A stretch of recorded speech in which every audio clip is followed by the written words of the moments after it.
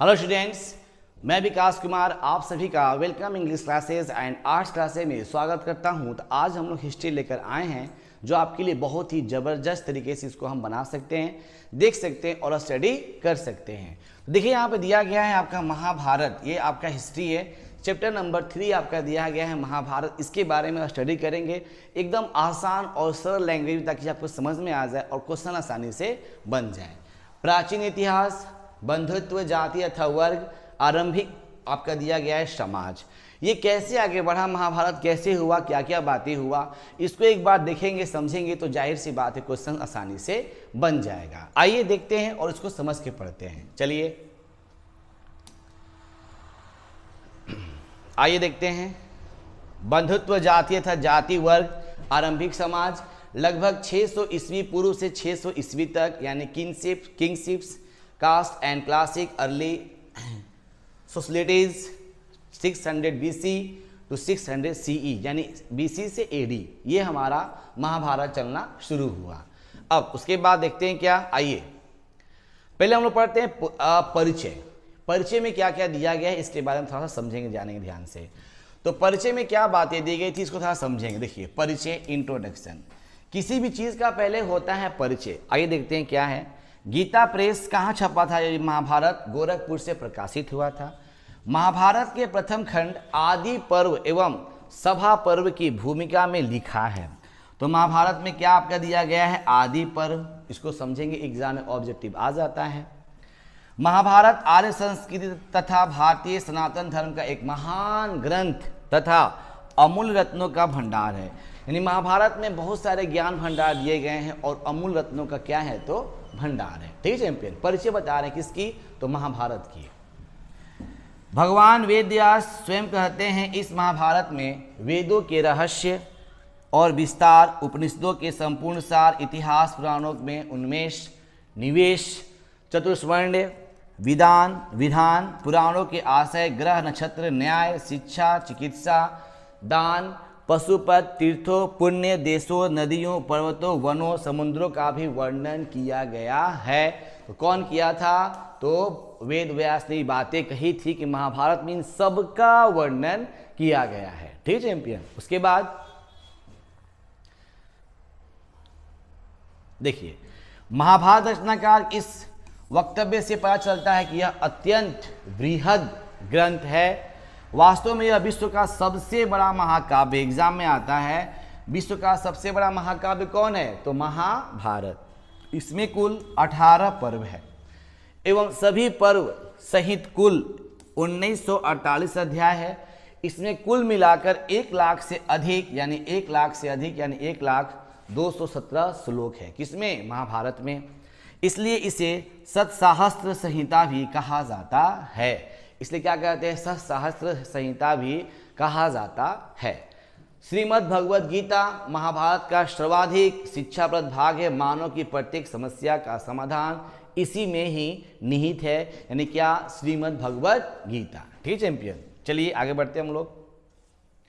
जो हम अंडरलाइन कर रहे हैं आप लोग उसको नोट कर लेंगे तो और भी बढ़िया रहेगा आपके लिए। शानदार टॉपिक है, पढ़ लेंगे तो क्वेश्चन बन जाएंगे। भारतीय इतिहास के युग पुरुष एवं सर्वप्रमुख चरित्र महात्मा गांधी लिखा है, जब भी मुझे निराशा घेरती है और कहीं से कोई प्रकाश किरण नहीं मिलती है, मैं अविलंब बिना देर किए हुए श्रीमद् भगवद गीता के पास जाता हूँ। जहाँ तहाँ कुछ श्लोकों को टोलने से ही घोर निराशा जो है अंधकार में भी क्या जी प्रसन्नता में पाता हूँ और एक किरण सी चमक उठती है। ये बात कौन बोलता है? तो महात्मा गांधी। कौन बोलता है? महात्मा गांधी। ठीक है चैंपियन। उसके बाद देखिए यहाँ पे एक कैसे शुरू कैसे होता है महाभारत। जब पढ़ेंगे तो अपने आप दिमाग काम करेगा। विचारक, विश्वास और इमारतें, बलिदान और वाद विवाद, सांची की एक झलक, अनजान व्यक्तियों को सुलझाना, नई धार्मिक परंपरा, मूर्ति, महावीर द्वारा दिया गया उपदेश, अहिंसा, कर्म, ये सब आपका संपूर्ण भी सजीव है। ये आपका अलग अलग रूप से ये चलना शुरू हुआ था। उसके बाद आइए भगवद गीता का सार इसके द्वितीय अध्याय के श्लोक नंबर 47वें श्लोक में निहित है। क्या निहित है? कर्माण्येवाधिकारास्ते मां फलेषु कदाचन मां कर्म फल हेतु भूर्मा शेषर सुघोषणे स्वयं कर्मणि, ये आपका श्लोक है। इस श्लोक का मतलब क्या होता है, थोड़ा समझेंगे इस श्लोक का मतलब क्या होता है। देखिए यहाँ पर दिया गया है, थोड़ा समझेंगे ध्यान से। देखिए तुम्हें कहता है श्लोक का मतलब, तुम्हें मात्र अपना कर्म करने पर अधिकार है, कर्म का फल क्या होगा इस पर तुम्हारा अधिकार नहीं है। मान लीजिए फल क्या होगा इस पर अधिकार तुम्हारा नहीं है। कर्माणे वाधिकारस्ते मा फलेषु कदाचन, तुम्हें कर्म फल की चाहत नहीं होनी चाहिए, तुम्हारी कर्म न करने में भी रुचि नहीं होनी चाहिए, अर्थात कर्म फल की चिंता करके उसी में डूबी रहने का अर्थ है शक्तिशाली, गतिशील, वर्तमान से मुख मोड़ना और भविष्य को कल्पना में बने रहना होता है। यानी आप अपना सिर्फ कर्म कीजिए, आपका जो फल है अपने आप आपको मिलना शुरू हो जाएगा। कोई विद्यार्थी बोलता है कि हे माँ भगवती मैं पास कर जाऊँ, आपको दिखाऊंगा अगरबत्ती में पास कर जाऊँ। आप कर्म कहाँ कर रहे हैं, आप तो अपनी साधना व्यक्त कर रहे हैं। तो ऐसा नहीं होता है। आप पढ़ेंगे लिखेंगे आगे बढ़ेंगे अपने आप फर्स्ट हो जाएंगे, फर्स्ट क्या टॉप हो जाएंगे, ठीक है चैंपियन। चलिए कोई विद्यार्थी अगर एग्ज़ाम देता है तो कभी यह सोचकर एग्ज़ाम नहीं देता है कि मैं पूरा टॉप हो जाऊंगा, अपना पूरा 100% देता है। और जो ये हो जाता है, देखते हैं डिस्ट्रिक्ट टॉप हो जाता है, स्टेट टॉप हो जाता है, ये सब आपके बारे में बातें हो जाती है। उसके बाद आते हैं परिचय।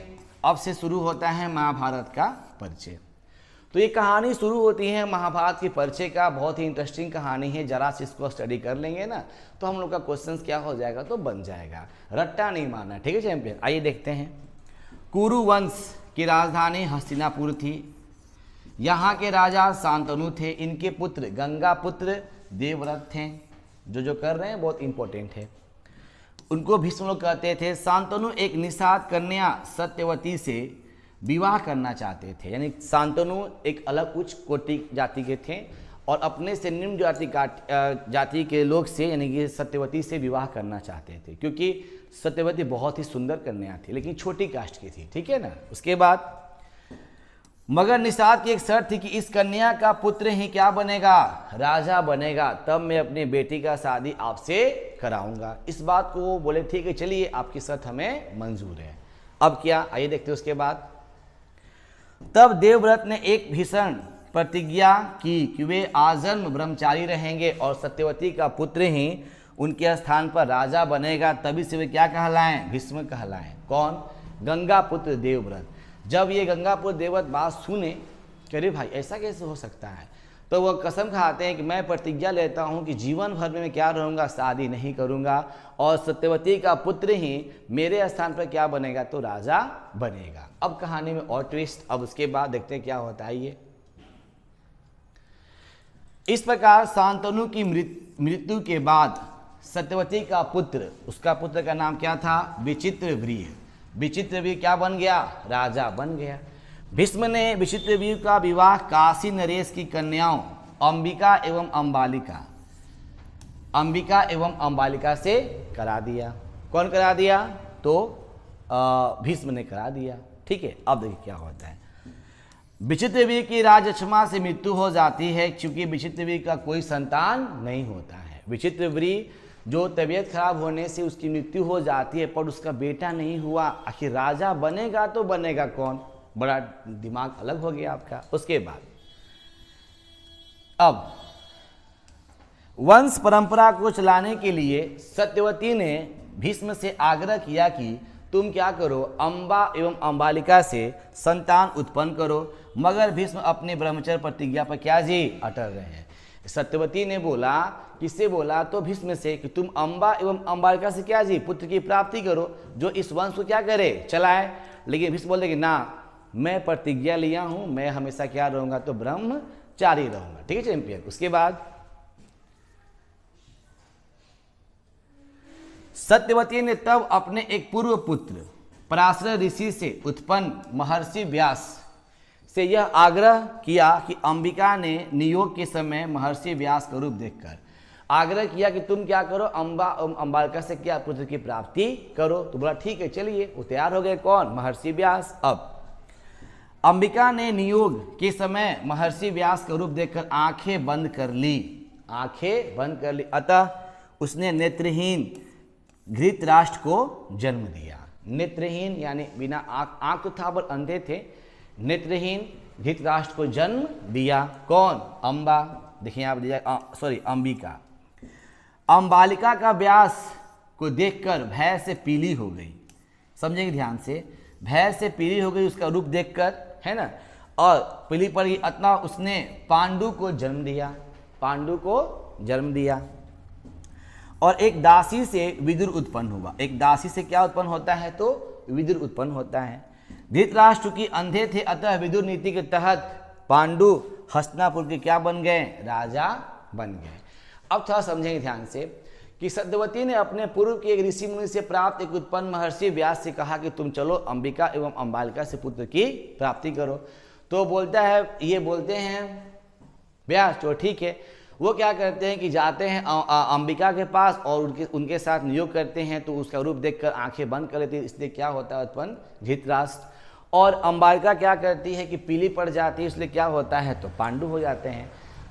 धृतराष्ट्र अंधे थे, इसलिए क्या जी, उनको राजा किसको बना दिया गया? पांडु को राजा बना दिया गया। अब उसके बाद देखिए क्या होता है, यहाँ देखिए, ये आपका एक फिगर के माध्यम से बताया गया है कि अंबा सत्यवती जो थे ना, ये सत्यवती राजा के रूप में, यहाँ पे देखिए, यहाँ पे ये सत्यवती कन्या थी और ये आपके राजा थे शांतनु, इनसे विवाह करना चाहते थे। अब उसके बाद देखिए यहाँ पे, यहाँ देखिए ये धृतराष्ट्र इनके लड़के हैं और क्या समझाते हैं यहाँ पे, इस फिगर के माध्यम से मालूम किया जाएगा। आइए देखते हैं फिर क्या हुआ, देखते हैं क्या होता है इसके बारे में।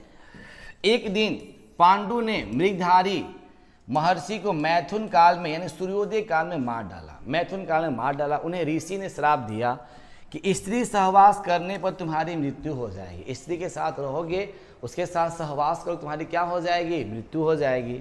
तब राजपाट त्याग करके पांडु अपनी पत्नी, कौन कौन पत्नी? 2 पत्नियां, कुंती एवं माद्री के साथ वन में चले गए। धृतराष्ट्र हस्तिनापुर के क्या बन गए? अब राजा बन गए। समझेंगे ट्विस्ट इसका। गंधारी उनकी पत्नी थी, उन्होंने भी पति का साथ निभाने के लिए अपनी आंखों पर क्या पट्टी बांध ली थी। गंधारी अंधी नहीं थी, बट अपने पति का साथ निभाने के लिए अपनी आंखों पर क्या जी? पट्टी बांध ली थी कि मेरा पति जब अंधा है तो मैं भी क्या जी? अंधा रहूंगी। उसके बाद अब थोड़ा देखते हैं, उधर वन में दुर्वासा द्वारा प्राप्त विद्या का आश्रय लेकर पुत्र पाने की इच्छा से कुंती ने धर्म, वायु एवं इंद्र का आह्वान किया। इनसे अपने क्रमशः युधिष्ठिर, भीमसेन और अर्जुन को पुत्र हुए। अर्जुन पुत्र हुए 3, यानी किसकी पुत्र हो गई? उधर वन में दुर्वासा द्वारा प्राप्त विद्या का आश्रय लेकर पुत्र पाने की इच्छा से कुंती के 3 पुत्र हो गए। कौन कौन? युधिष्ठिर, भीमसेन और कौन? अर्जुन। ठीक है। उसके बाद माद्री ने अश्विनी कुमारों का आह्वान करके नकुल एवं सहदेव यानी 5 पांडव यहाँ पे हो गए। युधिष्ठिर, भीमसेन और अर्जुन किसके पुत्र हो गए? कुंती के। और माद्री कौन पुत्र हो गए? तो नकुल एवं सहदेव हो गए। इस प्रकार 5 देवताओं से पांडवों का जन्म हुआ। ठीक है। इधर आते हैं, धृतराष्ट्र कितने पुत्र हो गए? 100 पुत्र हुए, जो कौरव कहलाए। जो क्या कहलाए? कौरव। ये अपने आपस संबंध की बातें हैं। 100 पुत्र हो गए, जो क्या कहलाए? तो कौरव कहलाए। इनमें दुर्योधन एवं दुशासन प्रमुख थे। दुर्योधन, ये बड़ा इंपॉर्टेंट नाम है दुर्योधन का। ठीक है चैंपियन। उसके बाद अब थोड़ा देखते हैं हल्का सा ट्विस्ट। कुंती विवाह से पूर्व अपनी विद्या से सूर्य का आह्वान करके कर्ण को पैदा कर चुकी थी। तो कुंती कितने बेटे हो गए? तो 4 बेटे हो गए। युधिष्ठिर, आपका भीमसेन, अर्जुन और फिर क्या यहाँ पे? कर्ण।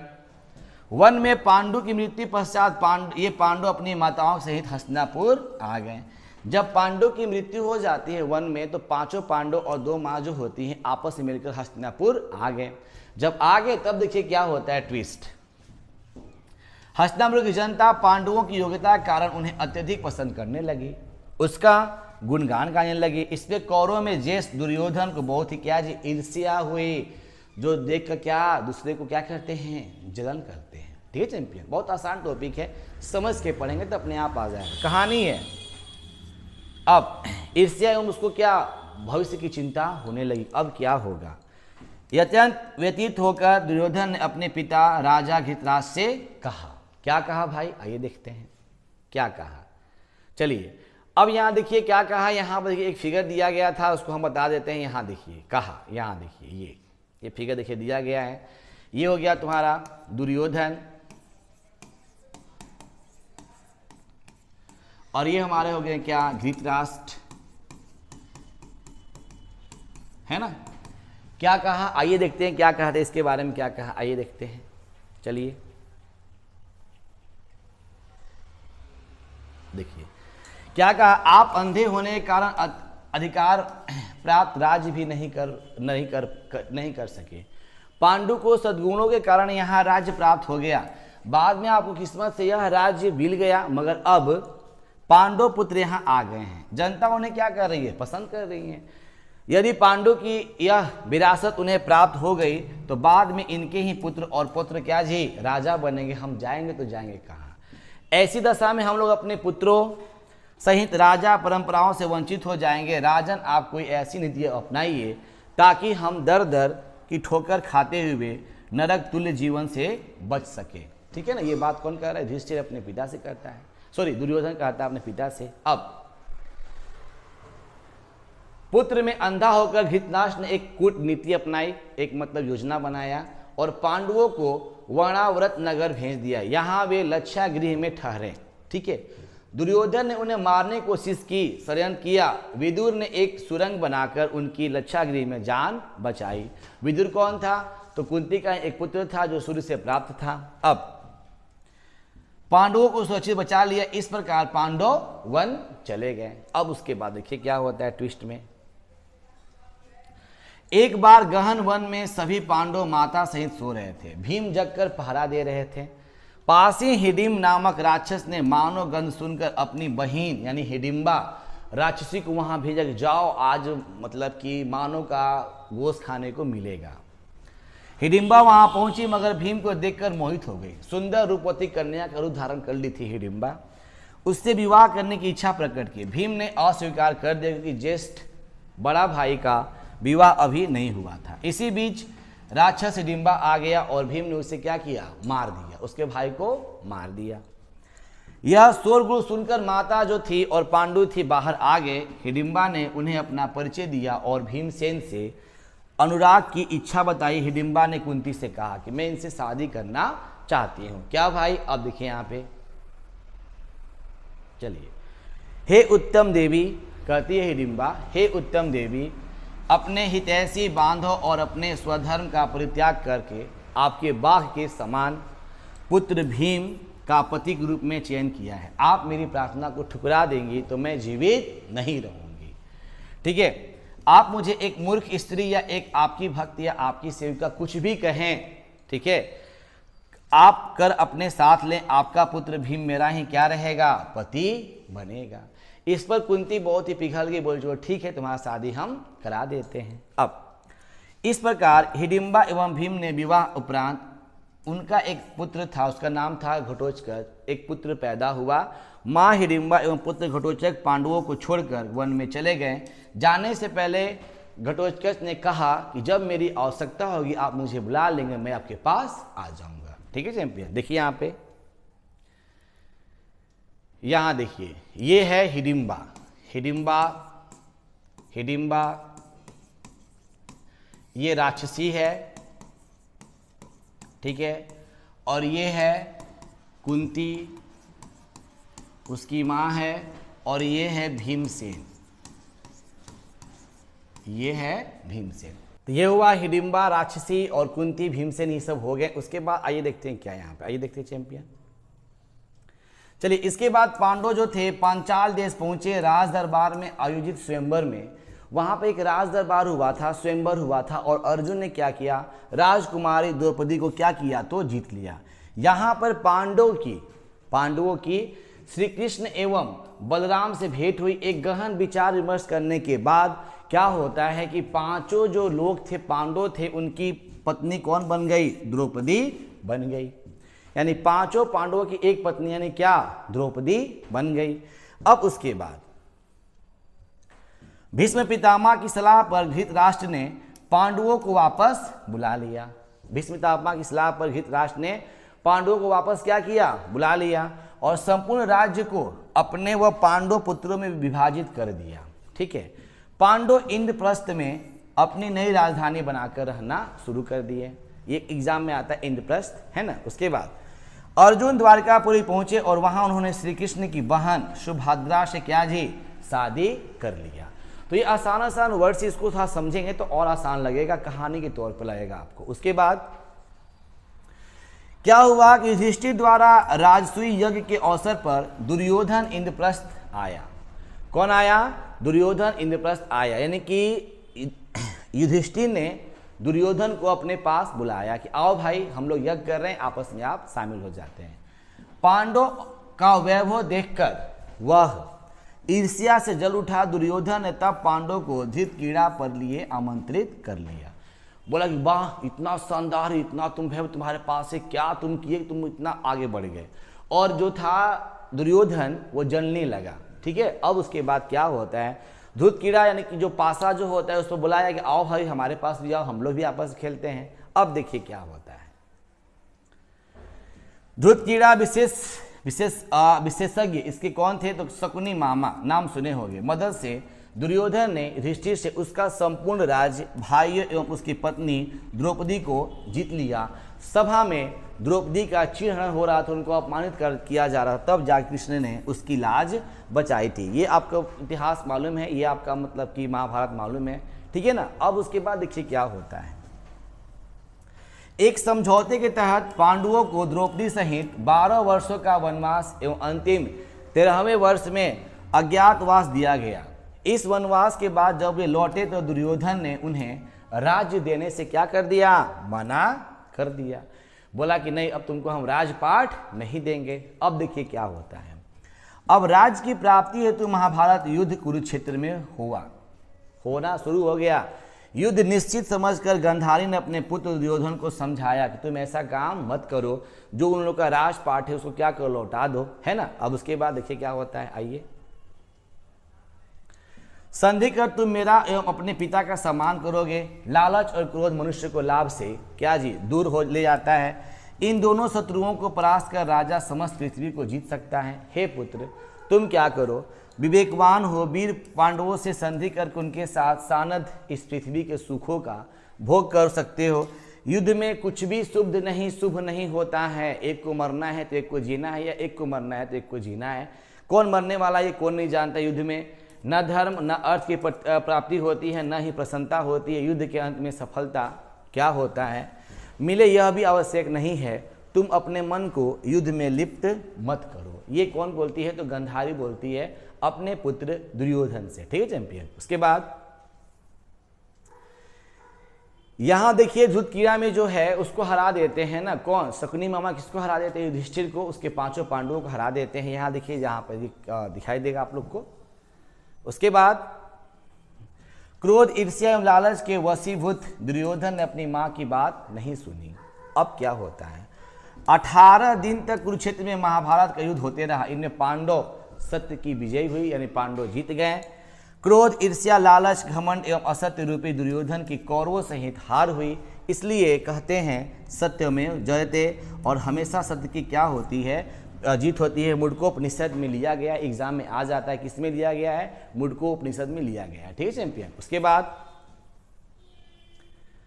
श्रीमद् भगवद गीता बात कुछ समझेंगे, जानेंगे, बात कुछ समझेंगे। कुरुक्षेत्र युद्ध भूमि में अर्जुन अपने सामने भीष्म, गुरु द्रोणाचार्य, अन्य बंधु बांधवों को देखता है ना। तब वह मोहवश व्याकुल हो जाता है कि मैं किस पर हाथ धनुष उठाऊं। गाधिर धनुष उठा नहीं पाता है। ऐसी परिस्थिति में उसके रथ के साथी बने भगवान श्री कृष्ण उन्हें जो उपदेश देते हैं वह उपदेश श्रीमद् भगवद गीता में छप जाता है। और यही बात आपका है, कर्माण्येवाधिकारस्ते मां फलेषु कदाचन, इस समस्त गीता का सार तत्व है। और श्री कृष्ण कहते हैं कि क्या कहते हैं, अब थोड़ा समझते हैं क्या कहते हैं श्री कृष्ण। आइए देखते हैं क्या कहते हैं। हे अर्जुन तू मुंह न पड़, भविष्य की चिंता मत कर, क्योंकि फल तेरे हाथ में तो नहीं है। तू जिनके प्रति अनुरागी हो रहा है वह असत्य का साथ दे रहे हैं, और तेरा कर्म है असत्य से युद्ध करना। बिना किसी व्यक्तिगत रुचि, मोह अथवा आवेश के परिस्थिति के बावजूद भी अर्जुन उपयुक्त मार्ग को चुना करो। अनुसरण करना ही तेरा क्या है, कर्तव्य है। तू कर्मवीर है और तू कर्म कर। तू असत्य की तरफ मत जाओ, कहाँ जाओ, तो सत्य की ओर जाओ। उसके बाद गीता में कुल 18 अध्याय है, 700 श्लोक है। इसके महत्व को समझते हुए 1785 ईस्वी में चार्ल्स विकिल्सन ने भगवत गीता का अंग्रेजी में अनुवाद किया था। एग्जाम में आ जाता है, किसने अंग्रेजी में किया था? चार्ल्स विकिल्सन ने क्या किया था? अंग्रेजी में इसका अनुवाद किया था। उसके बाद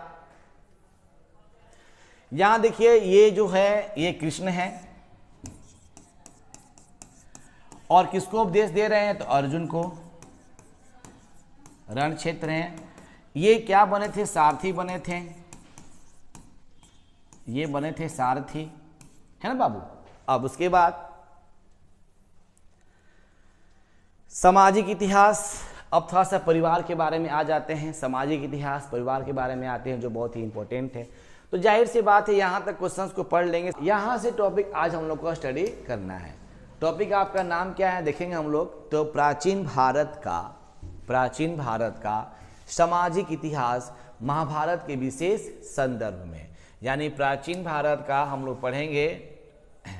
टॉपिक पढ़ेंगे चैंपियन हम लोग कि प्राचीन भारत का सामाजिक इतिहास महाभारत के संदर्भ में, यानी क्या? Social history of ancient India with special reference to Mahabharata. आइए देखते हैं कि महाभारत में परिवार किस तरह से था, क्या क्या उसके बारे में बातें हो रही थी और परिवार कैसे आगे बढ़ना शुरू हुआ। आइए देखते हैं और उसको समझ के पढ़ते हैं। ठीक है चैंपियन, चलिए। तो परिवार के बारे में समझते हैं। महाभारत का फैमिली। प्राचीन भारत का सामाजिक संरचना में परिवार का एक बहुत ही बड़ा महत्वपूर्ण स्थान है। ठीक है, मानव की समस्त आवश्यकताओं की पूर्ति कहाँ होती है? तो परिवार द्वारा ही होती है। जो हमारी आवश्यकता, चाहे आपकी जो आवश्यकता है, कहाँ होती है? तो परिवार में ही पूरी होती है। मोबाइल चाहिए, फट से मोबाइल मिल जाता है। बाईसाइकिल चाहिए, वो भी मिल जाता है। आपका लैपटॉप चाहिए, वो भी मिल जाता है। तो कहाँ मिलता है? तो परिवार में ही मिलता है। ऋग्वैदिक काल कब से कब तक था? तो 1500 से लेकर 1000, है ना, ईसा पूर्व तक था आपका।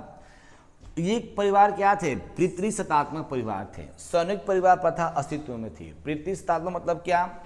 पिताजी थे हमारे घर के, क्या थे? तो प्रधान थे, प्रधान। ठीक है। उसके बाद माता पिता थे, परिवार में पुत्र पुत्री थे, भाई बहन थी, पति पत्नी थे, और लोग अलग अलग संज्ञाएं बहुत कुछ दिया गया है ना। भांजा था, भतीजा था, पौत्र नाती थे, चचेरे भाई बहन के लिए एक ही संज्ञा नेत्र प्रयुक्त होती थी। यानी कि परिवार जो था आपस में हमेशा मिलजुल कर रहता था। भाई बहन, चाचा भतीजा, भांजा, मामा, भतीजा, तो बहुत ही सब था, परिवार में ही था चैंपियन। ठीक है। उसके बाद अब देखिए यहाँ पे उसी को लेकर चलते हैं। क्या हम लोग महाभारत में चलते हैं। क्या कहता है महाभारत में? हमें 2 परिवार मिलता है। कौन कौन? एक कौरव और एक क्या जी? पांडव। एक कौरव और एक पांडव। ठीक है। साथ ही पता चलता है कि ज्येष्ठ पुत्र यानी सबसे बड़ा पुत्र को उत्तराधिकार मिलता था। इसलिए दुर्योधन को चिंता हुई कि किसको? दुर्योधन को चिंता हुई कि पांडु के पुत्रों को उत्तराधिकार न मिल जाए, क्योंकि धृतराष्ट्र को अंधा होने के कारण ज्येष्ठ होते हुए भी उत्तराधिकार नहीं मिला था। अब थोड़ा सा सुनेंगे ध्यान से। क्या था ना, अंबा और अंबालिका। ठीक है, अंबिका और अंबालिका, विचित्र बीज के 2 पत्नियां थीं। विचित्र बीज से कोई संतान की प्राप्ति नहीं हुई थी। तो क्या हुआ कि उसकी जो माँ थी सत्यवती, वो मतलब बताए कि उसके 2 पुत्र हुए थे। जब जो महर्षि व्यास जो थे ना, जब इनके साथ सहवास किए थे, तो मतलब कि कौन कौन हुए थे? 2 पुत्रों की प्राप्ति होती है। एक धृतराष्ट्र की और एक किसकी? पांडु की प्राप्ति होती है। तो धृतराष्ट्र बड़े थे, लेकिन अंधे होने के कारण उनको राजपाट नहीं दिया गया, और पांडु छोटे थे, ये कुशल थे, तो जाहिर सी बात है इनको मतलब राजपाट दे दिया गया। उसके बाद उत्तराधिकार पितृवंशिका से मिलता था। पिता के बाद पुत्र और पुत्र के बाद पौत्र, है ना। तो सत्यवती के पिता निषाद राज चाहते थे कि सत्यवती का पुत्र या पौत्र ही क्या बने? राजा बने। इसलिए देवव्रत विष्णु को आजीवन ब्रह्मचार्य की प्रतिज्ञा करनी पड़ी। वो बोलते कि नहीं, मैं शादी नहीं करूंगा। ठीक है। अब कहानी थोड़ा सुनो ध्यान से। क्या हुआ इसका कि शांतनु हस्तिनापुर के राजा थे और वो एक रूपवती कन्या से विवाह करना चाहते थे। उसका नाम था सत्यवती। तो सत्यवती बहुत ही छोटी कास्ट की कन्या थी और शांतनु उच्च राजा थे भाई, तो बड़े कास्ट के थे ही वो। उनका एक बेटा था, उसका नाम क्या था, भीष्म था। ठीक है, तो जब सुने कि इस तरह से बातें मेरे पिताजी कर रहे हैं तो वो बोले कि नहीं, मैं आजीवन शादी नहीं करूंगा। ठीक है, उसके बाद अब चलते हैं विवाह के बारे में बात करते हैं। परिवार के बारे में समझ गए कि कौरव पांडव थे, परिवार के बारे में, और परिवार जितने भी लोग की आवश्यकताएं होती हैं परिवार में ही पूर्ति होती है। चलिए, विवाह शब्द वी उपसर्ग पूर्वक वह धातु से बना है विवाह, जिसका शाब्दिक अर्थ क्या होता है कि वधु को वर के घर ले जाना। यानी वधु जो मतलब दुल्हन है, आप लोग समझ सकते हैं, दुल्हन बाबू है ना, दुल्हन को आप लोग लेके जाए नहीं करेंगे, समय आएगा तो, है ना। तो दुल्हन को कहाँ लेके जाना, अपने घर लेकर जाना, ये विवाह का शाब्दिक अर्थ है। अब भारत में क्या था कि 16 सामाजिक संस्करणों में विवाह किया जाता था। ठीक है ना। विवाह संस्कार के द्वारा ही स्त्री पुरुष गृहस्थ जीवन में प्रवेश करते थे। गृहस्थ जीवन आपको बताया था ना, 4 जीवन था, है ना, और सबसे इंपॉर्टेंट कौन था आपका था, तो गृहस्थ जीवन था। ये कब से कब शुरू होता है, तो 0 से 25 आपका होता है बाल्यावस्था, जो लोग अभी खेलते कूदते हैं, अभी आप लोग का बाल्यावस्था है। लेकिन जैसे ही 25 प्लस होंगे आप किस में आ जाएंगे, 25 से 50 क्या रहेगा, गृहस्थ जीवन। इसमें आपके बाल बच्चे होंगे, घर को संभालेंगे, घर को बनाएंगे, घर को आगे बढ़ाएंगे। अब यहाँ देखिए, भारत के प्राचीन धर्म एवं कानून ग्रंथ मनुस्मृति, इसकी रचना कब हुई, 200 ईसा पूर्व से 200 ईस्वी तक हुई। और इन्होंने क्या किया था, मनुस्मृति में 8 प्रकार के विवाहों का वर्णन किया गया है। तो महाभारत के आदि पर्व में 112वें अध्याय के श्लोक क्रमांक संख्या 11 से 17 तक भीष्म की पितामह ने भी इन्हीं 8 प्रकार के विवाहों का वर्णन किया है। ठीक है ना। तो कितना, 8 प्रकार के विवाह। आइए देखते हैं कि भाई विवाह 8 प्रकार के कौन कौन से थे। आप लोग क्या करना चाहते हैं, किस तरह का विवाह करना चाहते हैं, या समाज में किस तरह का विवाह होता है ना। और देखिए विवाह के बारे में कितना चेहरे पे स्माइल आप लोग को आगे है ना बाबू। आइए देखते हैं यहाँ पे। हाँ, अभी सब्र कीजिए, अभी एग्जाम दीजिए, एग्जाम का तैयारी कीजिए, वो सब कुछ होने वाला है, जो आप चाहते हैं सब हो, लेकिन सब्र का फल मीठा होता है। अभी क्या देखिए कि रिजल्ट आपके सामने बेहतरीन 80%, कम से कम 400 प्लस लाइए, काम हो जाएगा। आइए देखिए यहाँ पे क्या हो रहा है, थोड़ा समझेंगे। भीष्म जब काशी निवासी कन्याओं को उनके स्वयंवर के समय अपने भाई विचित्रवीर्य के लिए अपहरण करके लाते हैं, तो उस समय उन्होंने विवाह के सभी 8 प्रकारों का वर्णन करते हैं। अब थोड़ा समझते हैं ध्यान से। अब यहाँ 2 नाम दिया है, भीष्म, और एक नाम दिया गया है विचित्रवीर्य। देखिए संबंध बना के चलेंगे। तो विचित्रवीर्य कौन था, तो अब थोड़ा समझेंगे ध्यान से। ये शांतनु का पुत्र था विचित्रवीर्य, और इसकी मां का नाम था सत्यवती। सत्यवती एक निषाद कन्या थी, छोटे कास्ट की कन्या थी। और एक सेकेंड देखते हैं क्या हुआ वो। आइए, अच्छा यहाँ आप लिख रहे, निषाद कन्या थी, है ना, छोटे कास्ट की कन्या थी। तो उसका पुत्र हुआ था विचित्रवीर्य। अच्छा, भीष्म कौन था, तो शांतनु का बेटा था भीष्म। उसने क्या किया कि अपने भाई के लिए, भाई कौन हो गया, विचित्रवीर्य हो गया।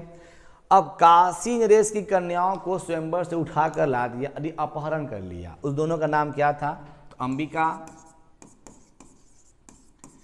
अंबिका एवं क्या नाम था, अंबालिका। दोनों को उठा लिया, है ना। अब उसका वर्णन होता है कि मैं बलपूर्वक अपहरण करके इन कन्याओं को ले जा रहा हूं, तुम रोक सके तो रोक लो, है ना। मनुस्मृति एवं भीष्म द्वारा वर्णित 8 विवाह इस प्रकार है। 8 विवाह इस प्रकार है। आइए देखते हैं कौन कौन सा विवाह है जो सबके साथ मतलब उस समय हुआ था। चलिए, पहला विवाह का नाम है ब्रह्म विवाह। ये आज के तौर पे सबके साथ होता है, ब्रह्म विवाह होता है।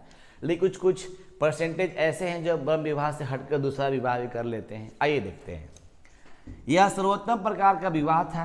गुणवान व्यक्ति के साथ पूजा कर वस्त्राभूषणों से सुसज्जित कन्या का विवाह क्या कहलाता है, ब्रह्म विवाह कहलाता है। और आज यही प्रथा चलती हुई आ रही है। देखते हैं, गरीब से गरीब और अमीर से अमीर इस तरह के विवाह को अपनाना चाहते हैं। ये पहला आपका हुआ। नंबर 2, देव विवाह। विधिवत यज्ञ का अनुष्ठान करने वाले पुरोहित के साथ कन्या का विवाह देव विवाह कहलाता है। जो पुरुष क्या करते हैं, यज्ञ का अनुष्ठान करते हैं, उनके साथ किसी कन्या का जब विवाह हो जाता है उसे क्या कहते हैं, देव विवाह कहते हैं। ठीक है।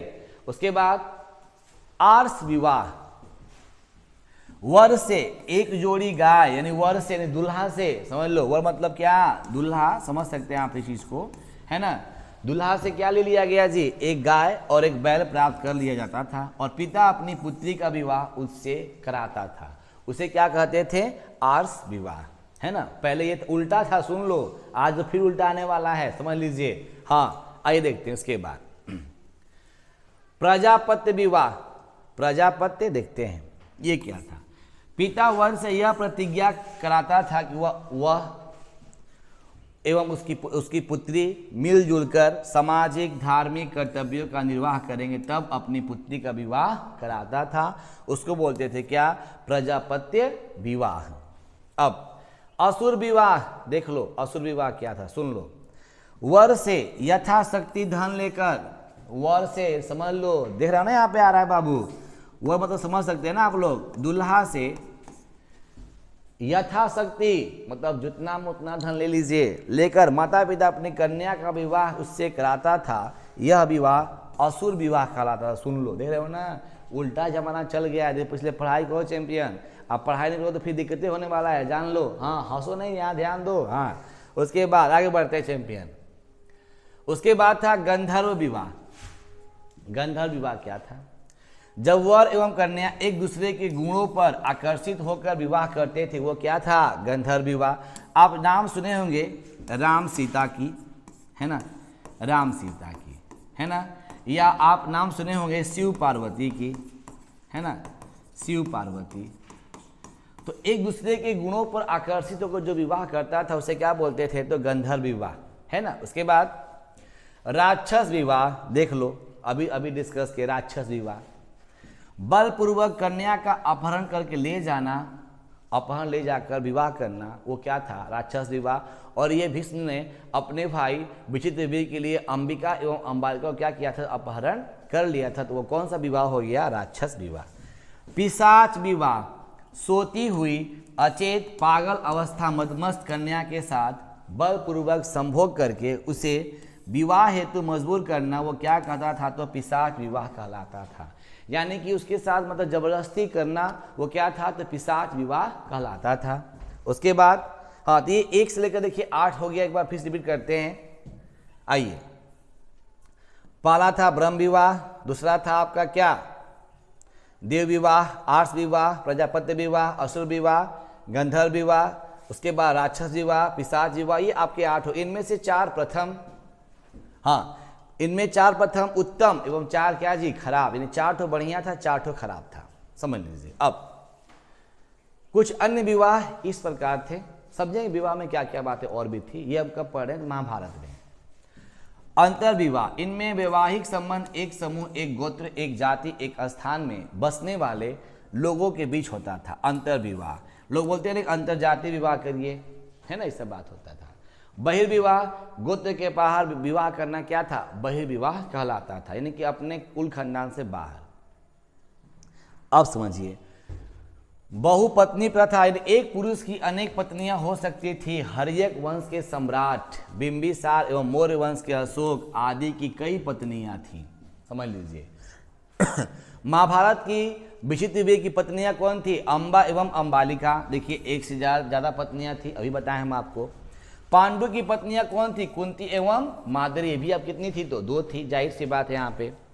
बहुपति प्रथा, इसमें एक स्त्री कई पति भी होते थे। अब सुन लीजिए भाई, ज्यादा रखेंगे पत्नी तो नहीं रखा पति, है ना जी। अब यह प्रथा कम प्रचलित थी। महाभारत में द्रौपदी के कितने पति थे, 5 पति थे। हिमालय क्षेत्र की कुछ जातियों में भी यह प्रथा क्या थी, तो प्रचलित थी। तो जाहिर सी बात है बहुपत्नी और बहुपति प्रथा दोनों आप यहाँ पे हो गया। उसके बाद स्त्रियों का गोत्र, गोत्र देखते हैं। लगभग 1000 ईसा पूर्व गोत्र था अस्तित्व में आई। प्रत्येक गोत्र किसी ऋषि के नाम पर होता था। उस गोत्र के सदस्य उसी ऋषि के वंशज कहे जाते थे। एक ही गोत्र के सदस्य आपस में विवाह नहीं कर सकते थे। विवाह के बाद फिर क्या बातें होती थी, स्त्रियों का गोत्र पिता के स्थान पर पति का गोत्र माना जाता था, परंतु सातवाहन इसके अपवाद कहे जाते थे। पुत्र के नाम के आगे माता का गोत्र होता था। ये गोत्र की बात होती है, कुल खानदान की बातें होती है। उसके बाद वर्ण व्यवस्था, ये बड़ा इंपॉर्टेंट है, थोड़ा देखिए क्या होता है वर्ण व्यवस्था। आइए, वर्ण व्यवस्था, वर्ण शब्द संस्कृत की व्री धातु से निकला है, जिसका शाब्दिक अर्थ क्या होता है, वर्ण करना या चुनना। ठीक है, ऋग्वेद के पुरुष सूक्त में चारों वर्णों की उत्पत्ति विराट पुरुष के 4 अंगों से मानी गई थी। ठीक है, अब देखिए, अर्थात विराट पुरुष यानी ईश्वर के मुख्य से क्या क्या, देखिए सुन ध्यान से, ईश्वर के मुख से ब्राह्मण, बहु से क्षत्रिय, जंघा से वैश्य और एवं पैरों से क्या शूद्र वर्ण की उत्पत्ति हुई थी। ये आपका वर्ण व्यवस्था के बारे में था, यानी क्या ब्राह्मण, क्षत्रिय, वैश्य एवं शूद्र 4 जातियां थी। उसके बाद यहाँ देखिए थोड़ा सा एकलव्य की कथा देखते हैं, इंपॉर्टेंट है, एग्जाम में क्वेश्चन इससे आ जाता है। एकलव्य की कथा आप इसको एक बार देखेंगे, बहुत ही शानदार है। एकलव्य जो क्या हुआ था कि बहुत बड़ा धनुर्धर था अर्जुन, और फिर क्या होता है आइए देखते हैं। महाभारत के आदि पर्व 131वें के अध्याय में 21 से 60 तक ये बातें कही गई है कि एकलव्य की एक कथा यहाँ पे आपको यहाँ पर वर्णित है। आइए देखते हैं क्या था भाई। चलिए, द्रोणाचार्य के पास एक बार निषाद राज हिरण्यधन्यु का पुत्र एकलव्य धनु विद्या सीखने गया था। बोला कि द्रोणाचार्य से कि मैं भी विद्या सीखना चाहता हूँ, मुझे भी शिक्षा सिखाइए, मुझे भी शिक्षा दीजिए। निम्न वर्ण के कारण उन्होंने उसे शिक्षा नहीं दिया और शिष्य भी नहीं बनाया।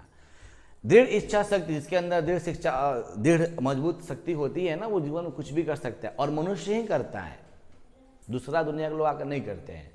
अगर आपको IAS बनना है तो कंफर्म बनेंगे। आपके अंदर देखो, हमेशा मैंने क्या बोला, मैं आपको एक एग्जांपल देता हूं ताकि आपका दिमाग काम करे।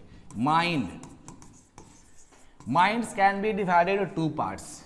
Minds can be divided into 2 parts.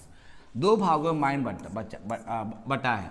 पहला आप चलते हैं क्या, निगेटिव, और दूसरा क्या चलते हैं, पॉजिटिव। तो माइंड हम लोग का ना अधिकांशतः कहाँ जाता है, 100% में लगभग 70+ जाता है निगेटिव की तरह, और 30% कहाँ जाता है तो पॉजिटिव की तरह। ये ऑथेंटिक बातें हैं। तो आप अपना पॉजिटिव को अधिक समय देंगे तो अपने आप सब कुछ आएगा। जहाँ नहीं आता है तहाँ सब कुछ आना शुरू हो जाता है। आइए देखिए उसके बाद। तो एकलव्य ने क्या किया कि वन में गुरु की मूर्ति बनाई और उनके सामने मिट्टी की मूर्ति बनाई और अभ्यास करना शुरू कर दिया। जो विद्यार्थी अभ्यास, देखिए प्रैक्टिस मेक्स परफेक्ट।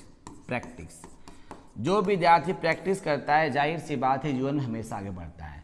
और क्यों, यहाँ मेरी बात सुना ध्यान से, क्यों आगे बढ़ता है कि जितना भी आप करेंगे अभ्यास उतना ही जीवन में हमेशा क्या जी आगे बढ़ेंगे। कैसे आगे बढ़ेंगे, देखते हैं कि सचिन तेंदुलकर अध्ययन नहीं किए हैं, सिर्फ क्या किए हैं, प्रैक्टिस किए हैं, और बहुत ही महान बल्लेबाज। आज सचिन तेंदुलकर को दुनिया का ईश्वर यानी क्रिकेट में भगवान कहा जाता है। उसके बाद अब यहाँ देखिए ध्यान से, एक बार एक कुत्ता एकलव्य के काला रंग को देखकर उससे भौंकने लगा। ठीक है, एकलव्य ने 7 वाणों से, कितने जी 7 ये वाला दिमाग है, 7 वाणों से उसके मुख को भर दिया और उसका भौंकना क्या हो गया, बंद हो गया। अब ये था कि पांडवों ने देखा कुत्ते के मुंह में से खरोच भी नहीं आई है, ब्लड भी नहीं गिरा, और फिर भी वो चुपचाप है। इतना ना दिमाग से वो मारा था कौन, एकलव्य। उन्होंने महान धनुर्धर की खोज की। एकलव्य ने द्रोणा के शिष्य के रूप में अपना परिचय बताया। अच्छा, खोज की उन्होंने, महान धनुर्धर की खोज की। एकलव्य ने द्रोणा के शिष्य के रूप में अपना परिचय बताया। तब अर्जुन ने द्रोणा से कहा कि आपने तो मुझे आशीर्वाद दिया था कि इस धरती का तुम सबसे बड़ा क्या रहोगे, धनुर्धर रहोगे। मेरे से भी बड़ा हो गया ये कौन, एकलव्य। ठीक है, अब दो क्या होता है, यह शिक्षा एकलव्य तो तुमसे श्रेष्ठ है। तब गुरु द्रोणा ने गुरुदेशना में एकलव्य से बोला कि एक अंगूठा मांग लिया। एकलव्य ने हंसते हुए अपना अंगूठा दे दिया, और इस तरह से जो अर्जुन है उस पूरी दुनिया का सबसे बड़ा धनुर्धर कहलाए। एकलव्य ने क्या किया, अपना अंगूठा ही दे दिया, तो अब उतना उत्कृष्ट नहीं हो पाया। बोले कि भाई हम तो सिखाए हैं, मेरी गुरुदक्षिणा दीजिए, है ना, ये बातें थी यहाँ पे। अब यहाँ देखिए, देखिए यहाँ पे इस फिगर के माध्यम से आपको मालूम होना चाहिए, यहाँ देखिए दिखाई दे रहा है फिगर के माध्यम से, जाहिर सी बात। देखिए यहाँ पे ये देखिए बता रहा हूँ मैं, आइए देखते हैं थोड़ा सा। ये हो गए अर्जुन, ठीक है, और ये हो गए गुरु,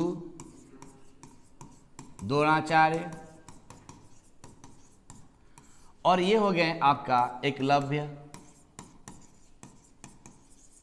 और यहां देखिए क्या करते हैं कि अंगूठा काटकर गुरु को दे दिया।